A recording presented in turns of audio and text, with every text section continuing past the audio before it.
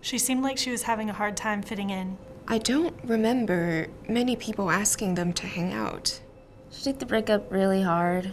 Things weren't the same after she failed that first test. He worried a lot about disappointing his parents. He started having a hard time after he got bad news from home. She started pulling away and wouldn't hang out anymore. Every time I came home from class, she looked like she'd been crying. I knew something was up when he gave away his grandpa's watch. He had always told me how much he loved it. I was worried about him because he hardly ate and was always sleeping. They even stopped doing the things they loved. She started drinking almost every day. He even tried to sell some of his stuff. I also noticed that she posted weird messages on social media, like, soon this will all be over. She said she just wished she could go to sleep and not wake up. They said they were tired of feeling lonely. She told me that she felt really hopeless about pulling her grade up. He said he wished he could disappear so he wouldn't be a burden to his family. He said that I didn't have to worry about him next semester. I was always taught to mind my own business. Everyone is stressed when they start college, right? A couple times, I almost tried to talk to them, but didn't because I figured someone else would. I did wonder if I was making too big of a deal of it. I didn't want to offend her. I didn't know what to do or how to help her. I wanted to ask him if he was thinking about suicide, but I didn't know what to do if he said yes. I didn't want to be the one to blame if something happened. I thought to myself, I'll feel better knowing I did something. I knew someone in the past who had attempted suicide, so I didn't want to risk it. I would rather have her mad at me than have her hurt or dead. Even though I didn't know what to do, I knew I had to do something because I really cared about her. I kept thinking, what if it were me? I'd want a friend to do something. So I asked him, "Are you thinking about suicide?" She said yes.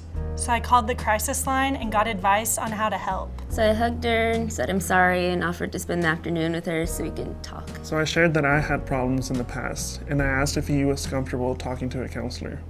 We talked about who could be helpful for extra support for them and decided to call their family and tell them what's been going on. The more we talked, the more concern she shared for her safety, so we agreed to get the residence hall advisor involved. In Texas, we take care of each other. In Texas, we support each other. In Texas, we never walk alone. In Texas, we look out for each other. In Texas, we are family. To help a friend with thoughts of suicide, follow 3 important steps. Recognize when they're having thoughts of suicide and respond. Warning signs for suicide include verbal cues that reveal feelings of hopelessness, helplessness, or feeling trapped, withdrawal, isolation, changes in mood, changes in sleep patterns, changes in substance use, alcohol or other drugs, giving important possessions away, looking for and obtaining the necessary items to attempt suicide, talking about death or dying if out of the ordinary.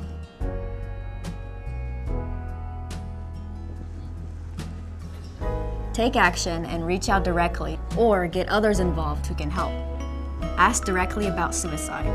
Express concern. Listen with empathy and no judgment. Remind them that help is available. Remind them that they're not alone.